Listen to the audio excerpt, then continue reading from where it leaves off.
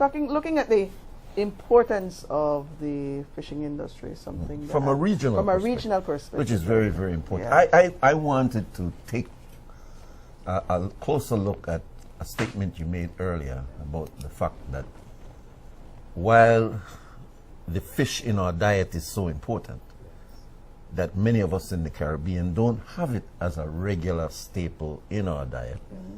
And then one of the factors causing that is the price.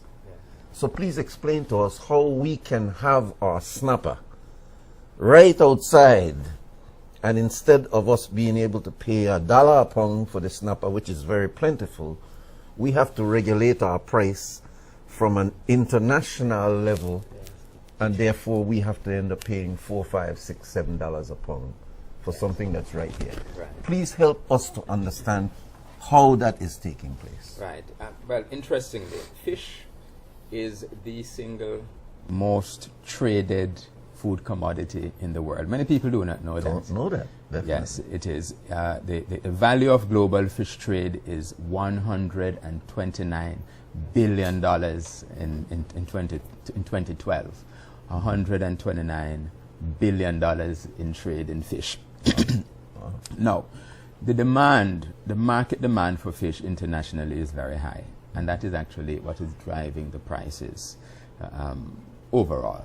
There's high demand. I mentioned earlier that in the developing countries, United States, Europe, Japan, and so on, they consume much more fish per capita, and it is because of the health benefits. Of course. You see, in those countries, they have studied these things. They know what's going on. They know, right? And so in some of these countries, they have policies that says each person in my country need to have a certain amount of fish on a weekly basis. So they ensure that there is access to fish. It's very interesting, the type of approach that they take to these things. When we have these resources, and many of our fish end up in these countries, and for good reason. The truth is, in the CARICOM region, we export roughly between 60 to 70,000 metric tons of fish each year, and we earn well over 250 million to 300 million US dollars in fish exports,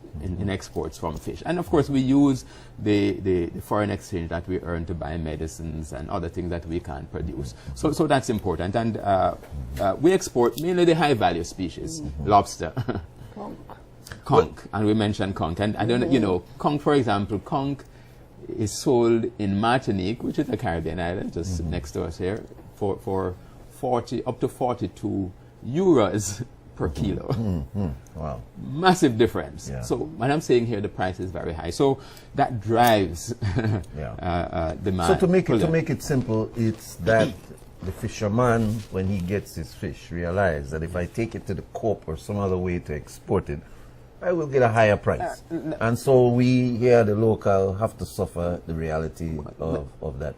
That's a part of it, and which is why we need to be clear in our policy what our objectives are at the government level, what we want. For example, recently in St. Vincent, the government banned the export of a fish called robin because people, it was breakfast for people. Right. And they find that the foreign market was taking up everything.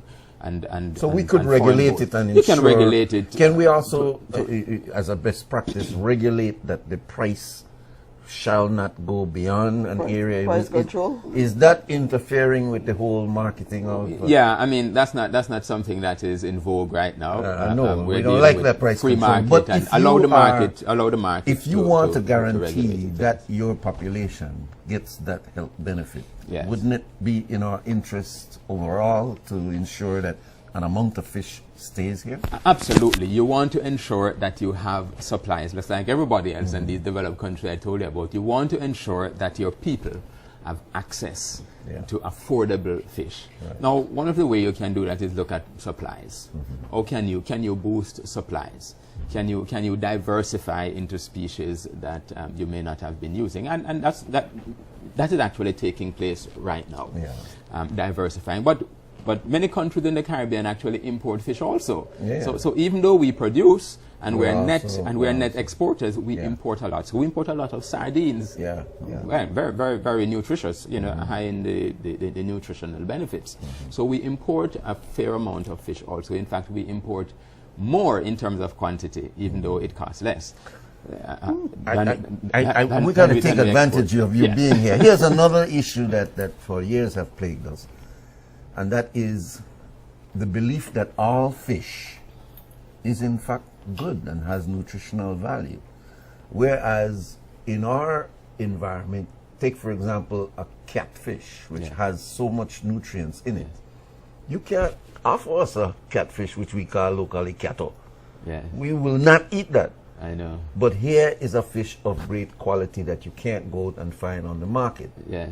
And I would imagine there's a lot of catfish out there that could be sold at a and very low price, but we don't eat that fish. And which is why I mentioned to you the need for diversification, because in Belize, in particular, Belize focuses on a few species: snappers, groupers, conch, lobster, and that's about it. A few other species, but that's the main target. But do you know how many fish we have in Belize? We have between 500-600 species. Wow! But we only and all fish is good to eat. That's the point. Well, not all. Okay. Not all. I think we have to be careful. I mean, and they vary. Some are better than others. Okay. Some are. I'm really not talking about taste. Yeah. And I'm not talking about clear poisonous, but. Right, but we the can vast eat much more majority, than what we're eating now. of course. Yeah. And when you go to other countries in the Caribbean, you realize that they are eating many more species. Many species that are here ignored, neglected, rejected. They have been eaten in Jamaica, in Antigua, in Barbados. So Belize is perhaps of all the CARICOM countries the most selective in terms of the fish we eat. Absolutely. So in most other countries, so we only eat top fish. We don't like. That is the truth. We throw away the snappers, the groupers, and the conch and so on. I mean, those are the high value species. So we got rich mantis. So yes, but we're beginning to see this changing, and since I've been here, I've seen more mackerels. I've seen some gruns. I've seen different species coming on the market, but still in small quantities. We have recently in Belize diversified also in sea cucumbers. The Chinese and the Chinese market pay a premium price, very high price for some of these more exotic type of marine organisms that we have. Seahorses at one time, I know, because they use them in medicine. Yes. Of course, you have to be very careful because they are vulnerable. And the point I made earlier that you have to estimate the potential of this resource and make sure that you do not take more than can be sustained.